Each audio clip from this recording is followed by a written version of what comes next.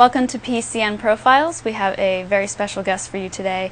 First of all, I have some orders that I want to read that we have received, dated March 10th, 1777.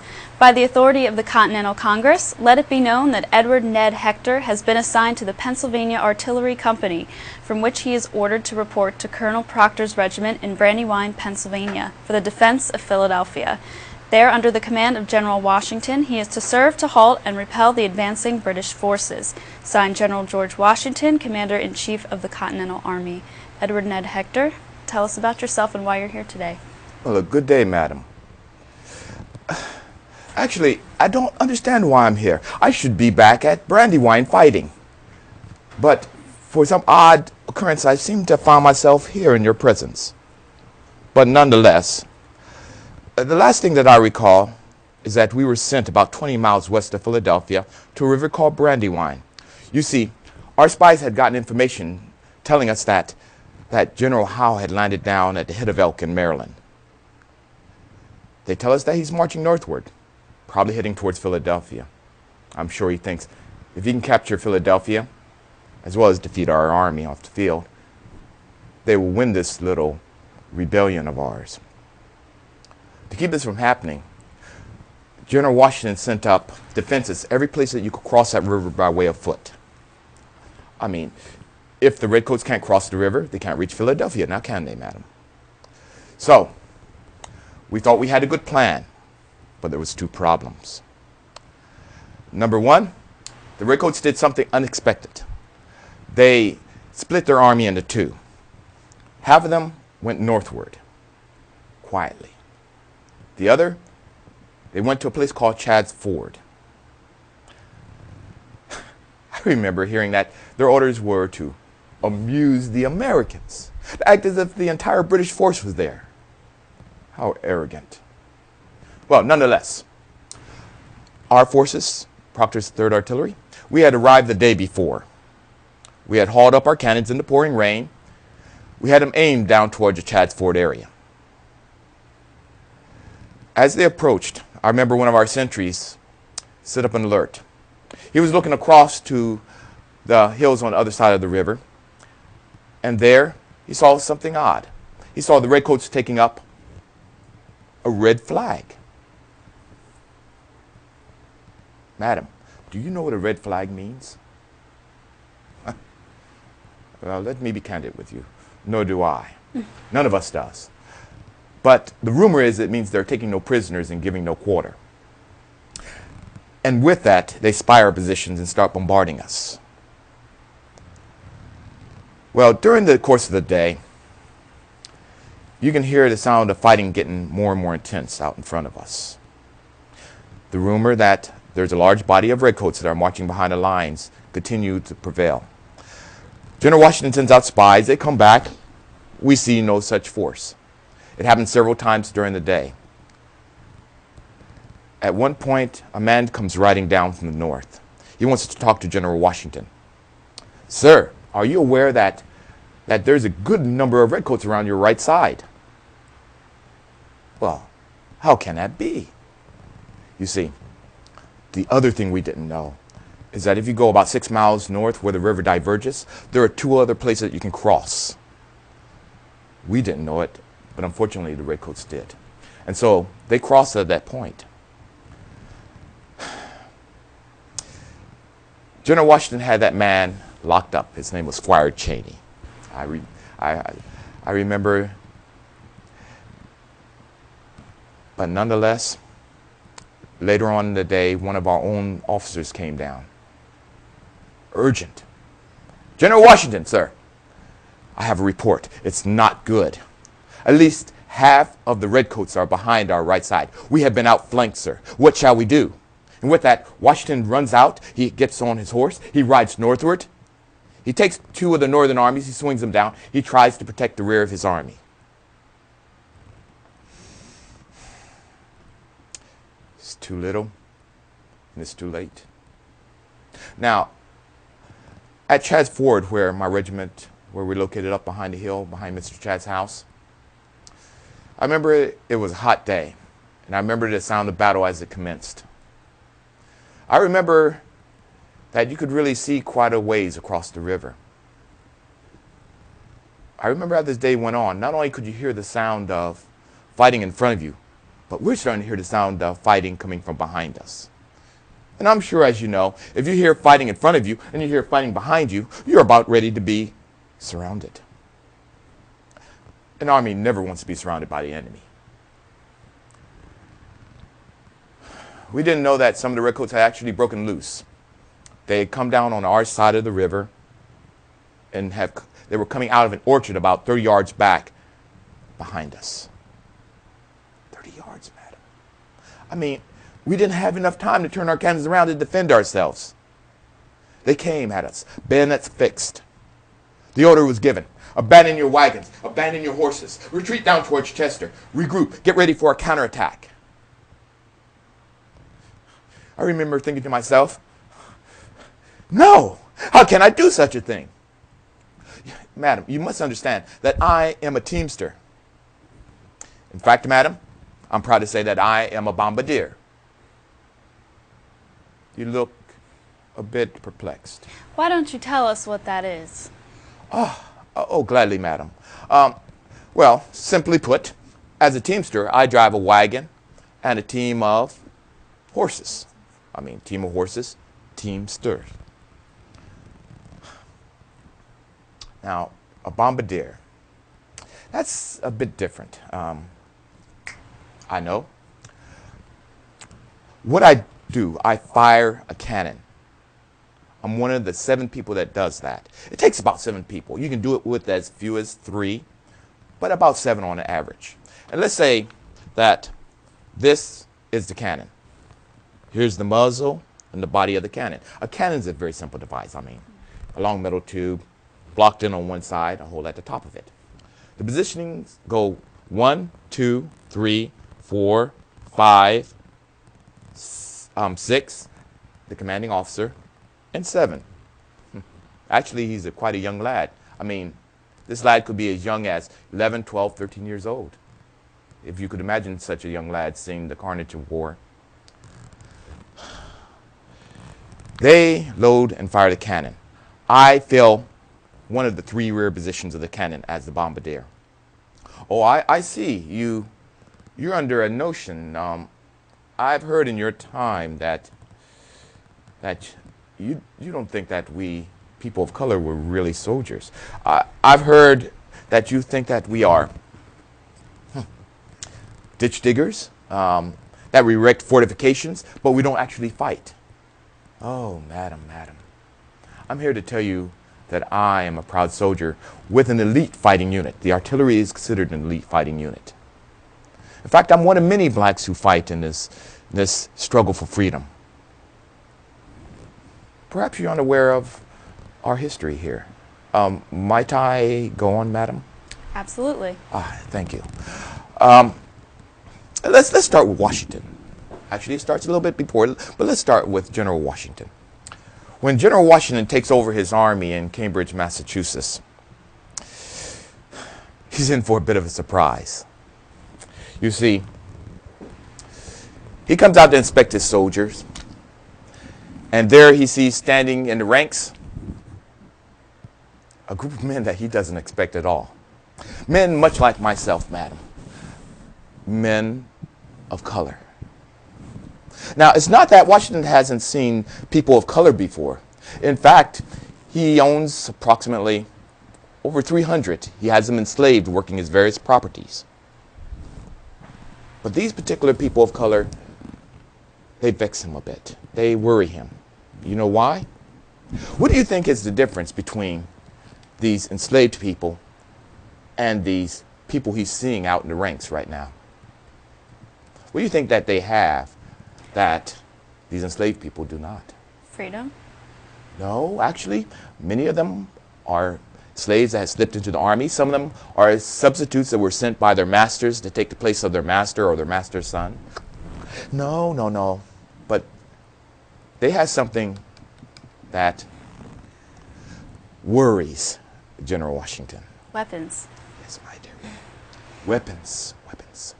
They're armed. You see, these are fighting black people. These are soldiers. Madam, let's pretend. Let's say that you are a property owner. You own a very nice plantation, about 100 slaves. I want to ask you a question. Are you going to go back to your property and tell your slaves about these fighting, armed black people that you've seen? No. No, I don't suspect you would. Can you tell me why, madam? Because I don't want them to fight and leave. Of course not. Yeah. So, you can imagine how Washington, a Virginian, a Southerner, would react to this idea of all these armed black people in his army. You think he was pleased? No, he was not. Ask me how I know that. How do you know that? I'm so glad you asked, madam. Indeed. Because he comes back with orders. And these orders say there will not be allowed any blacks in the Continental Army, neither slave nor free. How can that be? I mean, does this man not know that we have been fighting from the beginning of the war? We were fighting in places like Lexington, Concord, Breeds Hill, and Bunker Hill. We're already fighting and dying for this cause that we believe in, the cause of freedom, the cause that we both believe in. But now he does not think we're worthy to fight. Madam, it is my understanding that about 20% of these men are supposed to be ready to grab up their arms and go out and fight in 1 minute. About 20% of them were people of color. Oh, a person of color, madam, is considered anybody who is not considered white. So that does include natives as well. Well, I think Washington, I think he's a bit of a different sort, though, than the people of his general time. You see, men with a lot of power has a tendency not to listen to a lot of people. I mean, they get in their mind a certain thing and they don't want to hear anything else. Washington doesn't seem to be that sort. Whether it's some of my fellow black soldiers that come up and talk to him, whether it's some of his own staff like Thaddeus Kosciuszko or Lawrence or Hamilton or even Lafayette. I mean, these people are ardent abolitionists. I don't know who, but he reconsiders his position. He comes back with new orders. He says he will allow free blacks to fight. But madam, you know how that works, don't you? Aye. Let's say that you are a recruiter for Washington's army. Now, cover your ears for a second. Shh. I'm a runaway slave. Don't tell anybody. Okay, madam. I'll come up to you and I say, I want to join the Continental Army. You look at me and you ask me, are you now or have you ever been a slave? Are you now or have you ever been a slave? Why? No. I never heard. Now, if I don't miss my guess, madam, you get paid by the amount of people you hire. Am I correct? Mm-hmm. And I trust that you have bills you need to pay yourself, right? Yes. In fact, I've heard a rumor. 14 children, madam. Egads! Do you ever come out of the house? Barely. I do believe. I mean, you really do need this money to pay, don't you? Mm-hmm. Well, are you going to push this issue? No. No. I'm going to hire you. Yes, madam. Indeed you are.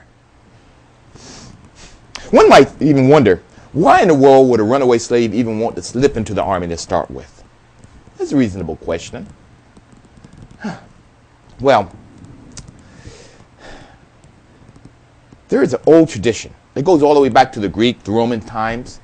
If a slave fights for his country, normally they're granted their freedom. Do you know what that means, madam? That means there's a lot of black people who are fighting for freedom, who don't know if they're going to have the freedom or not by the end of this war, but yet they fight. I mean, I find that incredible. Yet they fight. Well, nonetheless, you like irony? I enjoy irony. You kind of have an idea of Washington's opinion of you. Mm-hmm. It would turn out that 3,000 to 5,000 people of color would fight for the American cause. 7 to 10,000 would fight for the British. You look a bit surprised. You surprised that twice as many of my people would fight for the British? Yeah. Maybe I can help you there. I got no trick that I learned in Haiti. It won't hurt you, honest.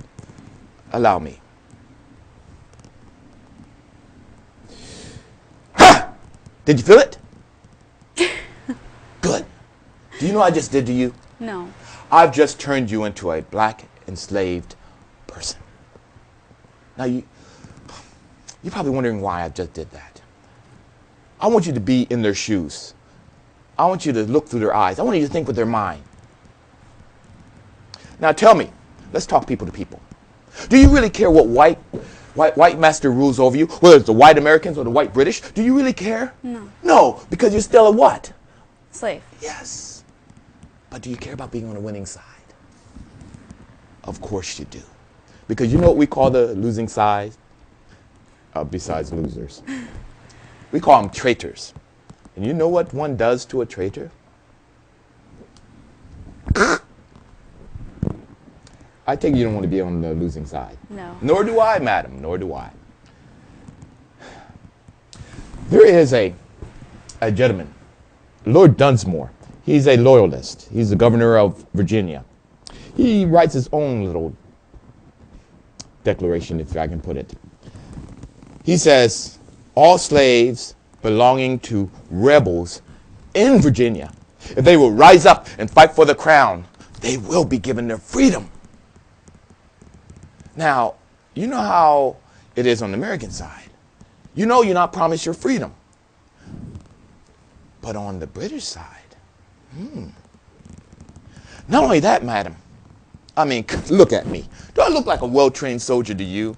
I mean, really. I mean, don't mistake me. I am a man that has courage. I'm willing to fight, and if necessary, to die for my family, to die for my home, to die for what I believe in. But I'm not a well-trained soldier. However, the British, are they well-trained, well-supplied, well-led? Who do you really think is going to win in a battle between the colonies and Great Britain? Aye, madam. Aye. So, what side are you going to pick?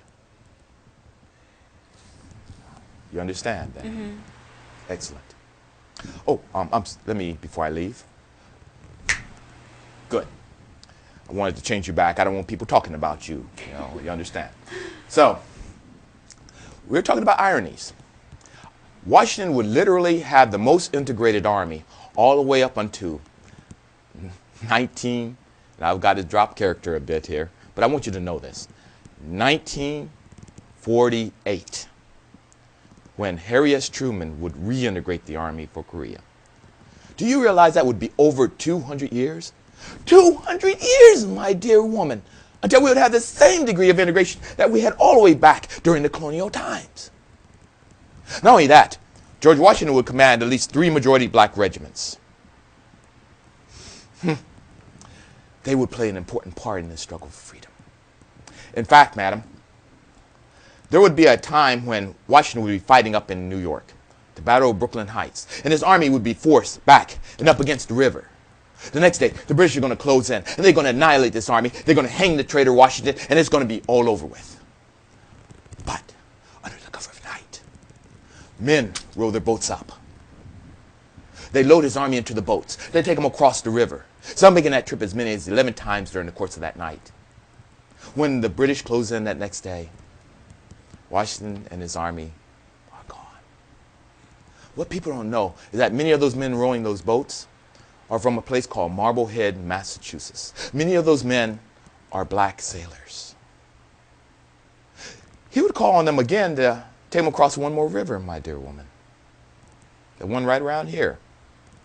The Delaware. The Delaware. And not only would they take them across the river, they would stand and they would fight along with him. you're familiar with the critical battle of our revolution, the Battle of Yorktown? Mm-hmm. Oh, by the way, you might not know this, but did you know some of the information about the British going to Yorktown was gotten by a black spy named James Armistead? In fact, he would add one more name to his name to honor the person he was spying for, James Armistead Lafayette. Well, they would encircle the British at Yorktown, but Cornwallis is no fool. He builds fortifications on the outskirts of the city. Why? Because he doesn't want us to bring our siege cannons in. I'm talking about the cannons that knock down buildings when they hit them. Not like the ones we had out here at Germantown that we were firing at the Chew House. The ones that were bouncing off the building like little spitballs. Well, we have to take out 2 positions before we can get our cannons close enough to really bombard the city and try to force the British to surrender. During the first part of that battle, they send a group that's attacking one of the positions. They get thrown back. They go out and attack again. They get thrown back. It happens several times. Finally, Washington chooses one of his best regiments, the Rhode Island Regiment. They're sent in to attack one of the redouts. The French are sent in to attack the other one. They're sent in with their guns unloaded, bayonets fixed, and they take their position in 10 minutes. 10 minutes, madam. That's how good of soldiers these men were. Well, we take the position, the French take there, we bring in our siege cannons, and I think you know the rest of this story. We win this battle. Well, madam, you're probably wondering why I even tell you such things. Madam, as a man from the 1700s, you look like a lady who have enjoyed freedom. I take it you have those freedoms that we fought so hard for, the freedom to speak, freedom of the press, freedom to worship as you please, to assemble. Are you aware that those freedoms were in part bought for you, sometimes at the cost of many people's lives, by many people of color? By the end of the war, about 10 to about 25% of Washington's army would be people of color. Do you think that Washington would have won the war without the contribution of all these black people? Probably not. So, madam, I guess in truth you owe a bit of a debt, don't you, to these people who were willing to fight and die for your freedom.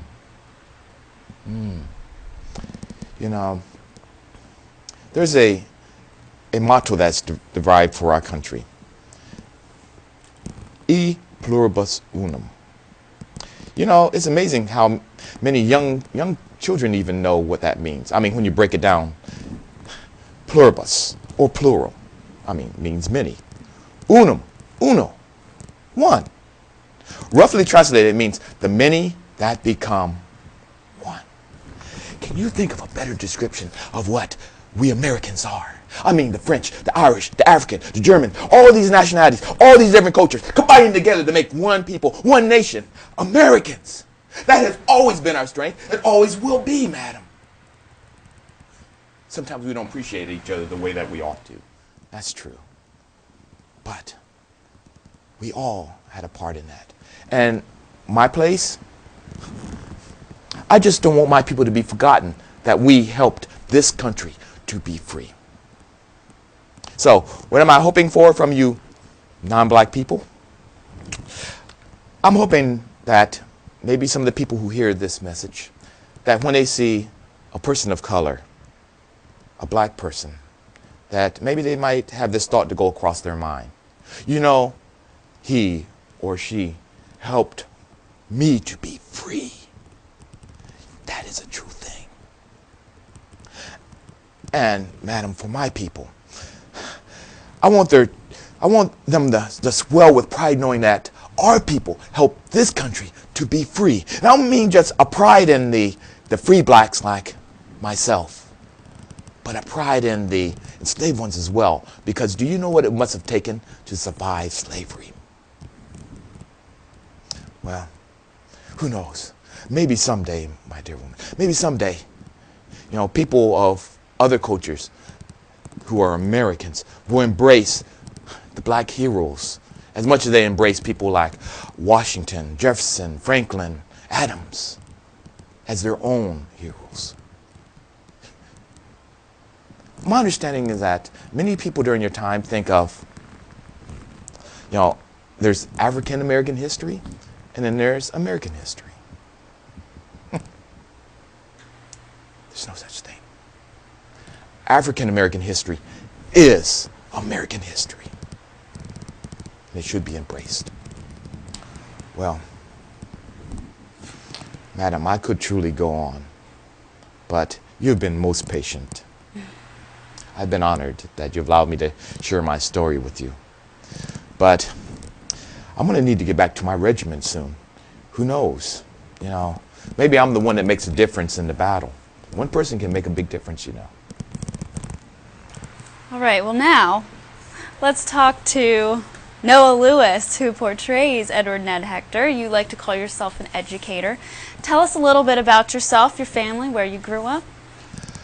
Well, I thought Ned was never going to stop speaking. Well, let's see. I was born in Heidelberg, Germany. I'm an Army brat. We moved around quite a bit. I'm a single father with 4 children. I've just 4 magnificent children. And I kind of came into this a very odd way. I was invited to come into my oldest daughter's class, 5th grade class, by Pat Freeberry, a teacher that was very open with allowing parents to come in. I was doing presentations on electricity and on biology and such. And she said to me one day, Mr. Lewis, would you happen to have anything for colonial America? Well, at the same time, I had been doing my own genealogy. I had traced back to 1800. In fact, to a Noah Lewis, born 1800, as curious as that might be. And during that search, I thought, well, I'm having really a hard time finding out who this person's parents are. Maybe if I go to the American Revolution, maybe his father was in the American Revolution. So I started searching that. And I ran across a book by a gentleman named Charles Bloxton. It was called Black Genealogy. And in that book, I read about a man named Edward Ned Hector. Now, this is where it gets embarrassing for me here, because I've got to make a confession. Up to this time, my thoughts about blacks during the colonial times was we all were slaves and we all were poor. I mean, what interest would that even possibly be to me? Here was this gentleman named Edward Hector, a free man, an artilleryman, a soldier, a hero in the Battle of Brandywine.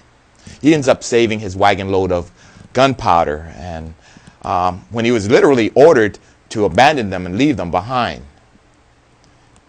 Well, he also ends up being so highly regarded in his home community that literally 16 years after his death, they end up naming a street after him.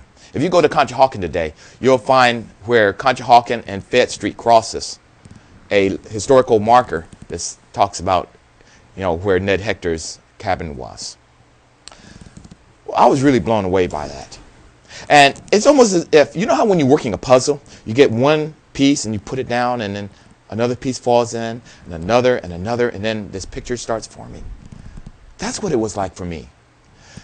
Because then I started learning about people like Phyllis Wheatley.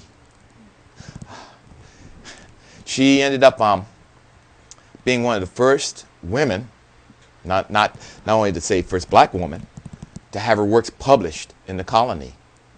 Did you know one of the richest men in Philadelphia after the war was a black man named James Fortin? Mm-mm. Did you know that Washington, D.C., a city that would be named in honor of General Washington, that project would be completed by a black man named Benjamin Banneker? You know, I really never completed the story about Washington when we were going through with Ned. By the end of his life, he gets one more set of orders. And in it, he writes, I want my personal slaves free. He's the only founding father I know that does that. But that made me wonder, I mean, why? I mean, this is such a drastic difference between saying, I don't want blacks in my Continental Army, to saying now that I want to free my personal slaves. You know what I think? I think that it was the people that he met during this time. I mean, in a time when they thought that black people were, well, that we lacked certain virtues like intelligence, courage, the ability to be civil and civilized. Washington saw with his own eyes that that wasn't true. He's a little late coming around, but he kind of gets there. I am really blown away by this. I was amazed at how much my people was a part of this country being free. Oh yes, I know we fought in pretty much all the wars, but I was told that, you know, we weren't really soldiers, we were just kind of manual laborers. I was really blown away.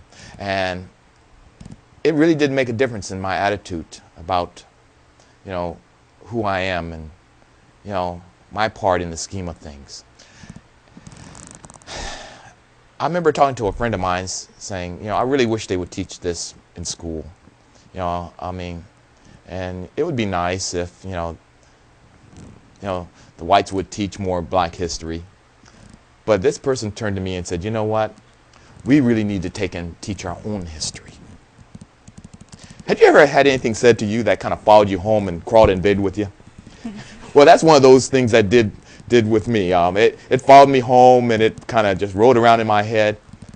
And so I went back to the teacher and I said, yes, I will. I'll be glad to come in. Can I come in dressed up? And I'm ashamed of taking it. I'm glad you can't see my original outfit. I still get kidded today about that. It looks pretty bad. But I was asked to come back again and again and again to Bywood School. And one day, one teacher came up to me and said, you know, you really got something good here. You might want to consider taking it out to other schools and other places. So I started doing that. So I've been doing this for way over 10 years.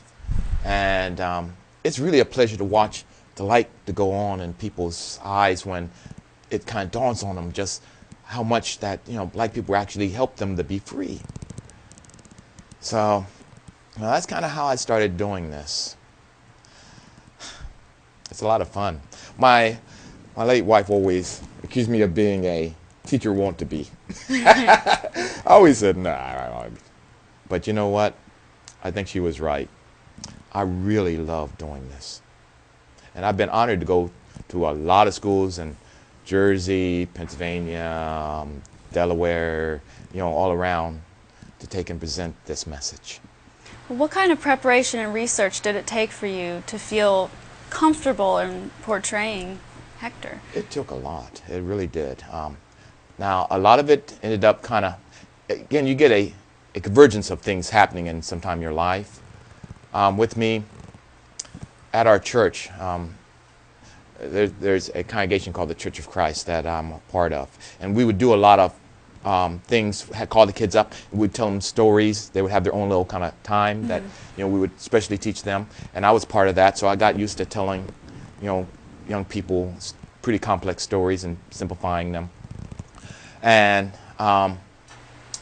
when I started learning about Ned Hector, then I started going off and researching other things and started learning about some of the people I just told you about. And it took a lot of research to piece Ned together. There's really not a lot known about him. But what Ned does for me, he allows me to use his persona, to speak through his mouth, to speak through his personality, to help people to learn about the time. And like I said, I had to go, I get a little information like who is Ned's wife here, and I get another one who his son was here, and I get another one where he lived at here. And then, of course, no person is, you know, monolithic. They're multifaceted, and so was Ned. You know, did you know the modern day Teamsters spin off of the Teamsters that came back then? Their symbol, wagon wheel, horses.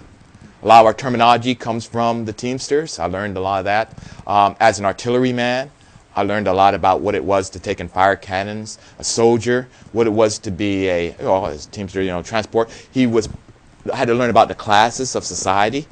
I was a bit surprised to find out that one of the predominant problems that the people had during the colonial times was a problem with classism. Now in America, we have a hard time grasping the idea that somebody's better just because of birth. We struggle with that. The people over in Britain, they kind of, I don't know how they do it, but they kind of accept that.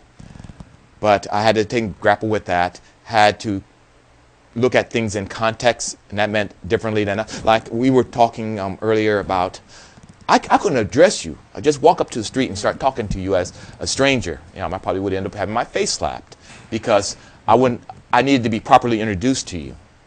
Some of my sanitation habits, or Ned's sanitation habits back then, were rather shocking. Bathing maybe a couple of times a year, things like, you should hear the kids really go, ooh, when I tell them, about some of their hygiene habits and things like that. So, yeah, it took a lot of research.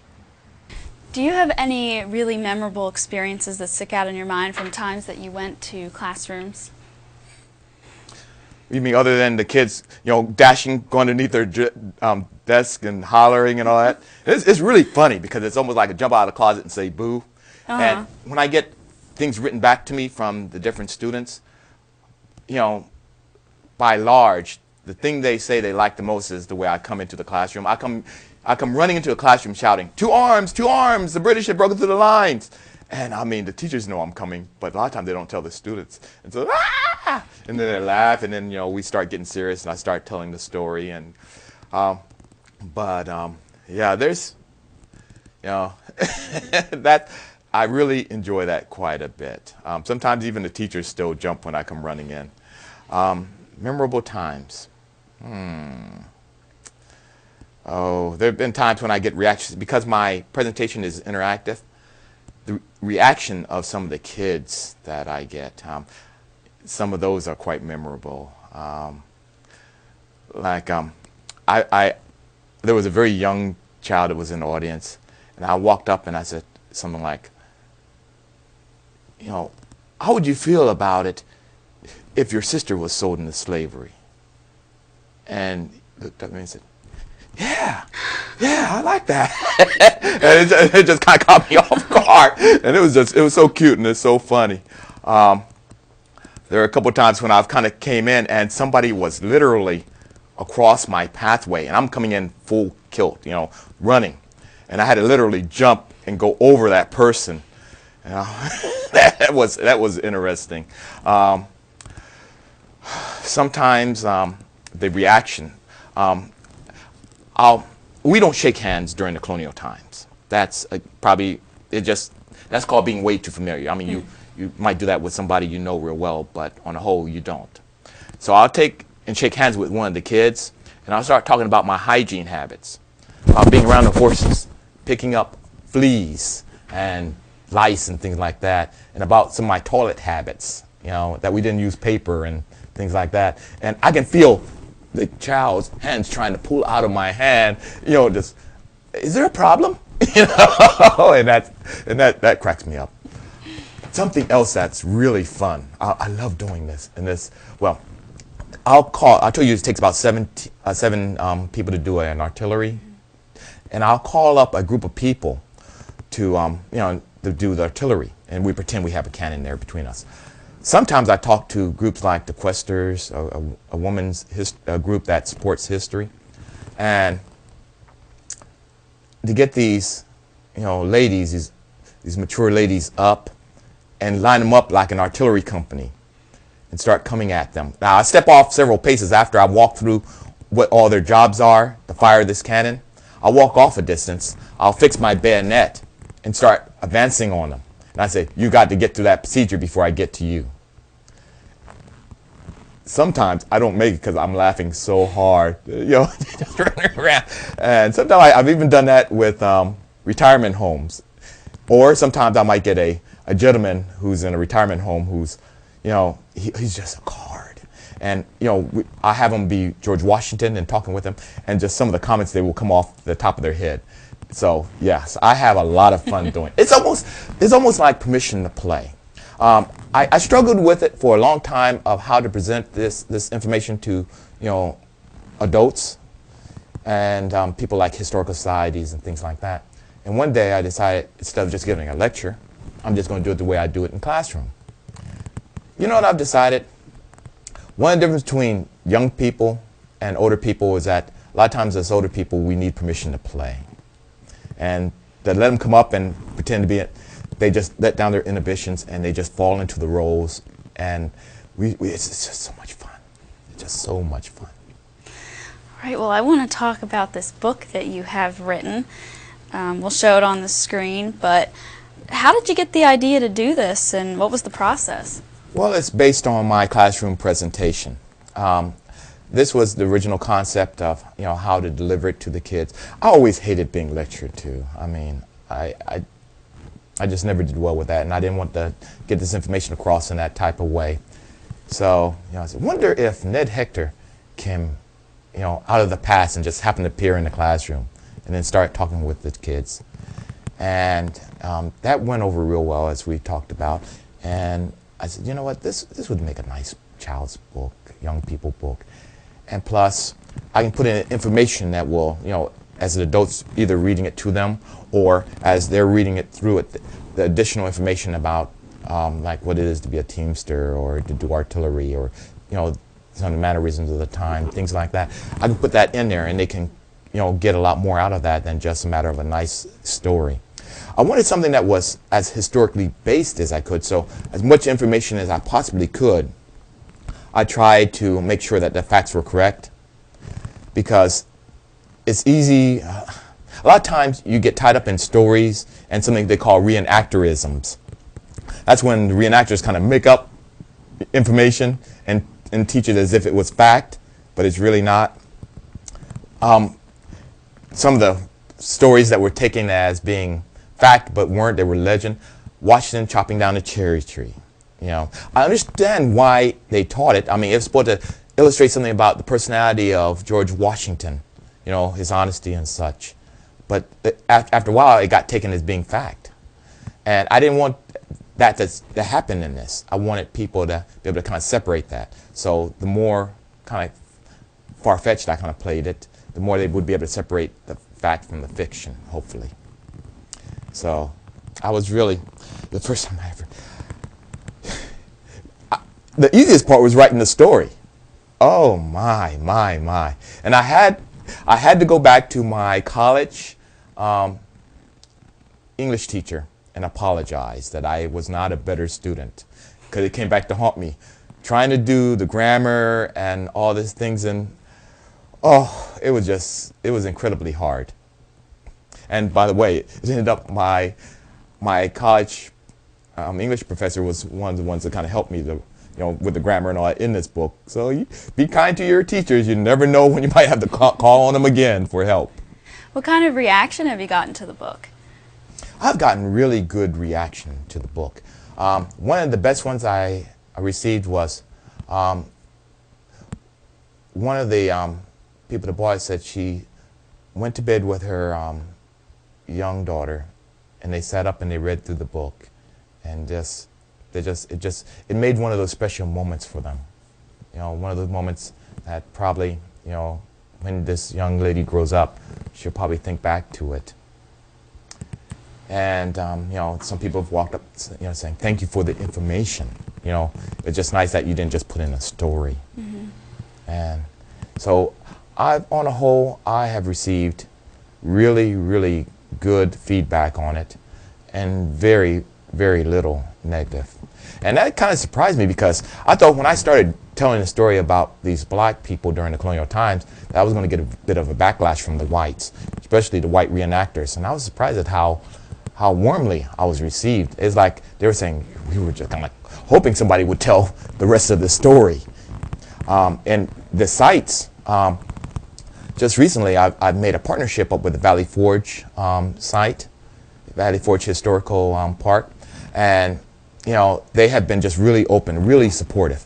I just did the Battle of Germantown at Clifton, and they have been a tremendous support to this effort I've been making. just so many sites have warmly received me and have often hired me to come in to tell the story. So, I think the book, a lot of the sites have sold the books. A lot of places have used the book that they can teach this Black history with. So yeah, I feel real good about this. Well, something else I want to talk about a little bit before we started the interview, we discussed about how the Revolutionary War is almost kind of like 9/11 to the people today. Oh yeah. In fact, one of the chilling facts, even when I still think about it, a lot of people are unaware that the Battle of Brandywine was fought September the 11th, 1777, 9/11.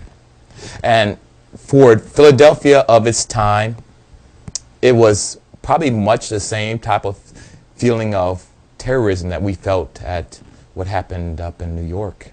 I mean, the British are getting ready to close in Philadelphia and take the city, our capital city. Some may have really thought it was the end of the world, for them, or at least the end of our colony. A lot of people were worried. What was going to happen? Were we going to lose our rights? Were we going to be no longer able to rule ourselves? What's going to happen when Great Britain finally clamps down on us?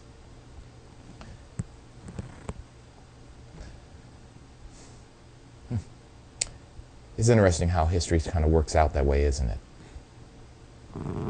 Well, if we can, I'd like to go back to Ned Hector. Aye, madam. Could you tell us a little bit about yourself, about your family, and where you came from, and how you got to fighting in the Revolutionary War? Oh, madam. Well, I am married to a delightful woman named Jude, and we have a son named Charles. Charles marries a woman that already has 10 children and has 3 more children by her. Her name is Leah Fisher. Myself, well, I joined the Army. Now, there's a couple possible ways that I might have joined. You see, Congress, well, what they were doing, they were taking people off the front line, soldiers off the front line, and bringing them back to be Teamsters. We were needing Teamsters to transport the baggage. We were needing Teamsters to transport ammunition, things like that. And what was happening is these people were inexperienced with horses, and the horses were coming up lame, sick, dying. Well, the Continental Congress issued orders that they were to hire 100 baggage Teamsters and 10 artillery Teamsters. I probably was one of those Teamsters they were ordered to hire. Now, they might have come by and they may have seen me with my wagon, my horse, and they may have said, oh, we could use that wagon. And I might have looked at them and said, if I let go of this wagon, I shall never see my horse and wagon again. So I think I'll just go along with them. Or, the British were coming through our area. And as the main column of the army comes through, for about a mile on both sides, you got people foraging. They're basically grabbing everything they can get that they can supply the army. Maybe it might have been a matter of resentment.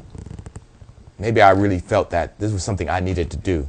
Maybe to procure the future for my own family. But for whatever things, I joined. My name is listed on the muster rolls. I was a soldier. Some things don't change, though. After the war, there was a... I was hoping to get my pension from the government. I applied for it 3 times. I was turned down 3 times. They said that I couldn't prove how long I actually had served in the military. Well, I survived the war, as you probably can guess.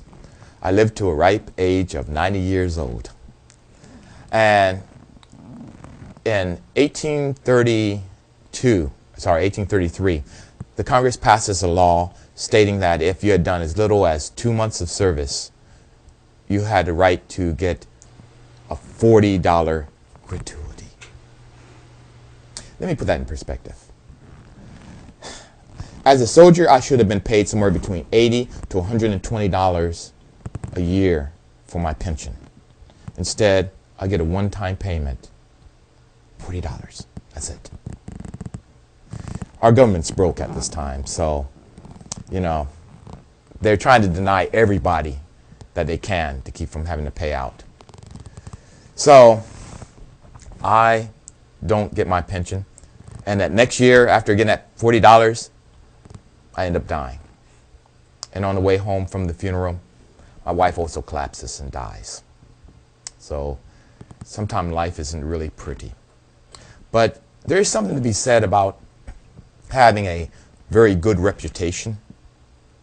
I am so highly regarded in my community that 16 years after my death, when Conshohocken becomes a town, a corporate entity, I get a street named after me. How many things do you know named after black people in the middle of the 1800s? Yeah, I don't know many things either. This is how highly regarded Ned was, I was, if you care, in this community. Tell us about the rest of your experience in the Battle of Brandywine. Well, Brandywine ends up being one of those type of battles that, of all the battles that George Washington talks about later on in his life, guess what one battle he really doesn't mention again? The Battle of Brandywine. The Battle of Brandywine is a very different battle in the fact that it's one of the biggest battles of the war. The battlefield is about 10 square miles. It's a very big battlefield. Normally, the winning army is the one that polices the field, pick up the dead bodies, bury them, tends to the wounded and all this. It took the British Army, as large as they were, 3 whole days to police that battlefield. I think Washington was a bit embarrassed that he was caught by some of the same tactics that he was defeated by before, being outflanked on the right side or being outflanked on one of the sides. He lost the city. But, sometimes you get blessings out of defeats. If we would have won, we probably would have wintered in Philadelphia. And I don't know if we would have undergone the changes in our army the way that we did, having to go to another place. And you know what the other place was that we had to go to? That was Valley Forge. I think being at Valley Forge is what really made us into an army. They were able to put us out there, train us, harden us, make us work together as an army. Of that time, we're just a bunch of brave men fighting together. But we don't know how to coordinate ourselves together to fight as a unified force. We get reorganized, we get trained. And when we come out to the Battle of Monmouth, we are a different group of people. We conduct ourselves extraordinarily well in that battle. So, it's a blessing, I think, that ends up coming out of that. We're exposed to a gentleman named von Steuben, a plucky Prussian. Oh, he would, the way he would swear at us in Prussian, and sometimes he would get so run out of things to say, he would turn around to one of his other officers and say, "You swear at him for a while." I can't think of anything. It's funny, but they whipped us into an army. So we come away a much better group than we were when we went in. Sometimes trials and struggles does that for you. Now, something happened at the Battle of Brandywine, didn't it, for you? Oh, yes. I became a hero in that battle, or so they say, because I was supposed to abandon my wagon and my horses. Now, I told you I was a teamster. I make a living at delivering things. If I leave my horse and wagon, if I lose that, I have no way of making a living, no way of taking care of my family. Plus, my fellow soldiers were depending on me to take care of this wagon load of gunpowder. We were told to retreat down to Chester. I end up running into the face of the British charge. The British comes out in an orchard behind us. Why I'm not killed? Had you ever had a day that you kind of felt like the very hand of God was with you? Well, such was a day like that for me. because some way I made it through the British charge. I made it back to my wagon. I grabbed what guns I could. I threw them up in the wagon, and I led them to safety. And because of that, you know, I could have just left them. They considered me to be a hero. I don't know. Sometimes, you know, you do things just because you just need to do them at the time. Is there anything that you'd like to let the people of today know from your experiences? Embrace your Black history. It's your history. I want you to take and be proud of it. I want you to know that we as a people together will always be stronger than a group of people who are always fighting among each other. I'm hoping one day that we will realize just how much strength can really come out of that and really, you know, stop this little stuff between us. All right, Edward Ned Hector, I'd like to thank you for joining us today. My pleasure, madam. And Noah Lewis, thank you for joining us today. I had a lot of fun.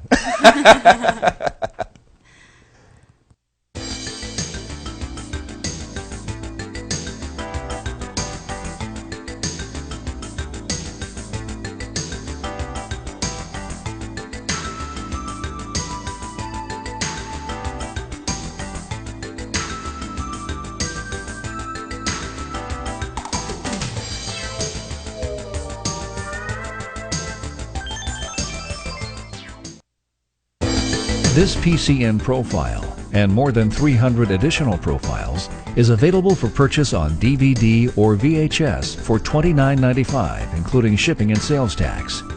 To order your copy, visit the PCN store at www.pcntv.com or call 1-866-726-8433.